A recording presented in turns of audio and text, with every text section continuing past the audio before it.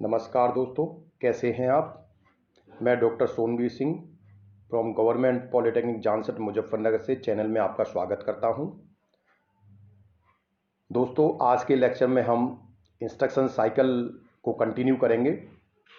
पिछले लेक्चर में हमने इंस्ट्रक्शन साइकिल क्या होता है उसका अध्ययन किया था। देन फैच साइकिल क्या होती है, कैसे हम डेट ऑफ कोड को फैच करते हैं, इसका अध्ययन किया था। आज हम इंस्ट्रक्शन साइकिल को कंटिन्यू करेंगे। Lecture 17 instruction cycle which will be continued. तो दोस्तों, अगर आपने चैनल को अभी तक सब्सक्राइब नहीं किया है और जो भी लोग जो दोस्त नए चैनल से जुड़े हैं, जो पहली बार आए हैं, उनसे निवेदन है कृपया चैनल को सब्सक्राइब कर लीजिए। नीचे बने बेल आइकन्स को दबा लीजिए जिससे आपको लेटेस्ट वीडियो अपडेट प्राप्त होते रहें। तो दोस्तों, पिछले लेक्चर में हमने फैच साइकिल का अध्ययन किया था। आज हम लेक्चर में, आज के सेशन में हम एग्जीक्यूट साइकिल का अध्ययन करेंगे। After the opcode of an instruction fetched from the memory the execution begins. यानी जैसे हमने बताया था कि कोई भी इंस्ट्रक्शन दो पार्ट में एग्जीक्यूट होता है। पहले उसका ऑपकोड फैच होता है, ऑपकोड फैच यानी फैच साइकिल, और दूसरा एग्जीक्यूट साइकिल। यानी किसी भी इंस्ट्रक्शन साइकिल की दो पार्ट होते हैं, फैच साइकिल और एग्जीक्यूशन साइकिल। पिछले सेशन में हमने फैच साइकिल का अध्ययन किया था। जब फैच साइकिल कंप्लीट हो जाता है तो उसके बाद एग्जीक्यूट साइकिल स्टार्ट होता है। तो आज के सेशन में we will discuss about the execute cycle. The opcode fetched goes to the data register and then it goes to instruction register. जो ऑपकोड हमने फैच किया है मेमोरी से, that will goes to data register. वो data register में जाता है and then it goes to instruction register. यानी उसके बाद वो ऑपकोड एक इंस्ट्रक्शन रजिस्टर के अंदर जाता है। From the instruction register it goes to instruction decoder which decodes the instruction. Instruction register के बाद it will goes to instruction decoder. हमने देखा, अगर जब आपने देखा होगा, जब हमने आर्किटेक्चर ऑफ 8085 माइक्रो प्रोसेसर अध्ययन किया था तो वहां पर एक ब्लॉक हमारे पास था instruction register and decoder unit. तो instruction register and decoder unit में क्या होता था, जो भी ऑपकोड फैच होता था, इंस्ट्रक्शन फैच होता था, वो फैच होने के बाद by the bus instruction register के अंदर आता है। इंस्ट्रक्शन रजिस्टर उसको इंस्ट्रक्शन डिकोडर को भेजता है। इंस्ट्रक्शन डिकोडर बेसिकली उसको डिकोड करता है। That means it will convert it into the machine language में कन्वर्ट करता है, जिसको कि माइक्रो प्रोसेसर समझ सकता है। इंस्ट्रक्शन को डिकोड करता है। After the decoding of the instruction the task specified in the instruction is carried out. जब हमारा इंस्ट्रक्शन डिकोड हो जाता है डिकोडर यूनिट के द्वारा, तो उस इंस्ट्रक्शन में जो भी टास्क माइक्रो प्रोसेसर को दिया गया है वो टास्क माइक्रो प्रोसेसर के द्वारा परफॉर्म किया जाता है।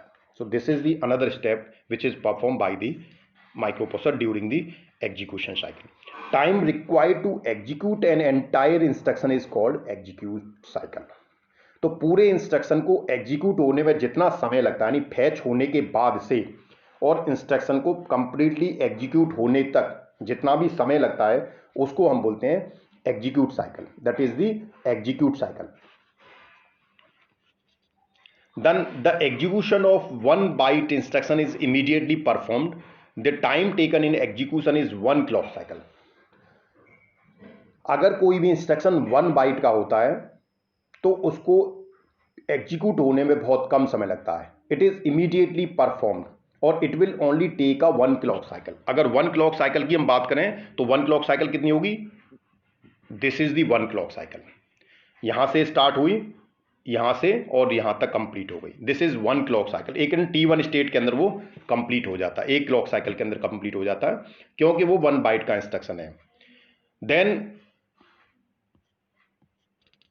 in the 2 byte or 3 byte instruction which contains data or address which is still lying in the memory, the CPU performs the read operation to get the desired data. After receiving the data it performs the execute operation. अगर कोई भी instruction 2 bite या 3 bite का होता है, वो instruction 2 या 3 bite का जब ही होगा जब उसमें ऑपकोड के साथ में ऑपरेंड भी होगा। ऑपरेंड का मतलब कोई डेटा या एड्रेस साथ में होता है, ठीक है। तो जब हम असेंबली लैंग्वेज प्रोग्रामिंग पढ़ेंगे उस समय हम इसको बहुत अच्छे से इंस्ट्रक्शन को अध्ययन करेंगे, जिसमें ऑपकोड क्या होता है, ऑपरेंड क्या होता है, इसका अध्ययन हम अच्छे से करेंगे। फिलहाल आप अभी टाइम बीइंग इतना समझ लीजिए कि instruction basically divided in 2 parts, one is opcode and another is operand. अगर कोई भी इंस्ट्रक्शन 1 बाइट का है तो उसमें केवल ऑपकोड होगा, ऑपरेंड नहीं होगा। वो केवल क्विकली तो ऐसा इंस्ट्रक्शन बहुत जल्दी एग्जीक्यूट हो जाता है, एक टाइम साइकिल के अंदर ही, एक क्लॉक साइकिल में वो कंप्लीट हो जाएगा।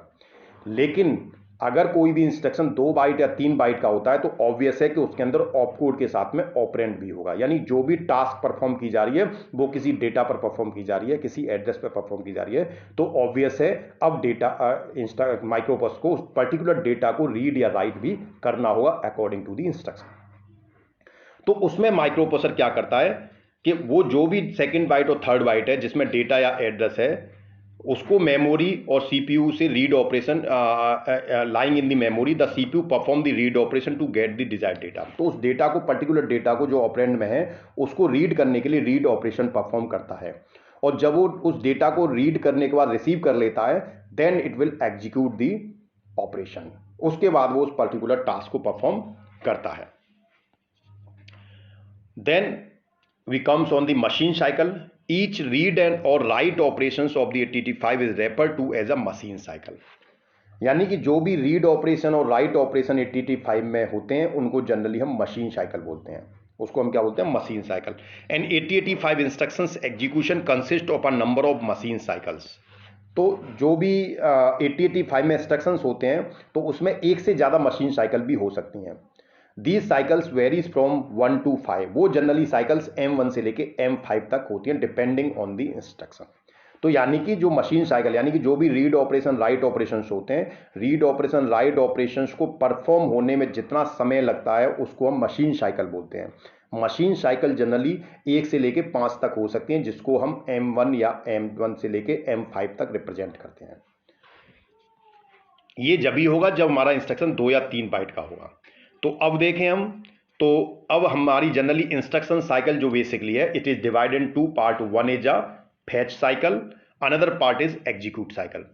This is the fetch cycle, यहां पर हम देखें this is the fetch cycle, this is execute cycle. तो हमने बेसिकली इंस्ट्रक्शन साइकिल को 2 पार्ट में दिखा दिया है।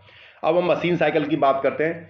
Each machine cycle contain a number of clock cycles. हर एक मशीन साइकिल के अंदर कुछ क्लॉक साइकिल्स होती हैं। जैसे फैच साइकिल थी, फैच साइकिल के अंदर 3 क्लॉक साइकिल थी।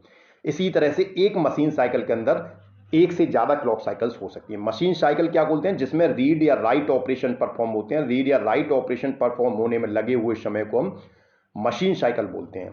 और एक मशीन साइकिल के अंदर कई क्लॉक साइकिल्स हो सकती हैं, जिनको हम जनरली टी स्टेट्स भी बोलते हैं। It is generally called as a T states. The first machine cycle will be executed by 4 और 6 क्लॉक पीरियड्स। जो पहली मशीन साइकिल है वो या तो 4 क्लॉक पीरियड के द्वारा या 6 क्लॉक पीरियड के द्वारा एग्जीक्यूट होगी।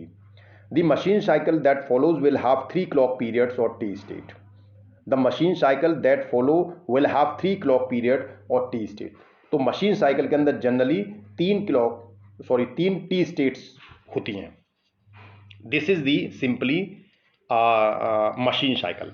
तो मशीन साइकिल में देखें तो पहला जो है ऑपकोड फैच हो गया, this is one machine cycle which is represented by M1। Second machine cycle M2 that is read data and execute. Read operation and write operation जो भी कुछ परफॉर्म होता है वो M2 दूसरी साइकिल में है। तो यहाँ पर ये M1 के अंदर देखें T1 T2 T3 T4 इस तरह से नंबर ऑफ टी स्टेट्स हो सकती हैं, और M2 के अंदर भी T1 T2 T3 3 स्टेट्स हैं। तो इस तरह से कोई भी रीड या राइट ऑपरेशन होता है उसके लिए जो भी समय लगता है उसको हम मशीन साइकिल होता है। तो एक इंस्ट्रक्शन के अंदर जनरली एक से ज़्यादा मशीन साइकिल्स हो सकती हैं। Thanks for watching the video. दोस्तों अगर वीडियो पसंद आया हो तो कृपया शेयर करें, कमेंट्स करें, लाइक करें। धन्यवाद।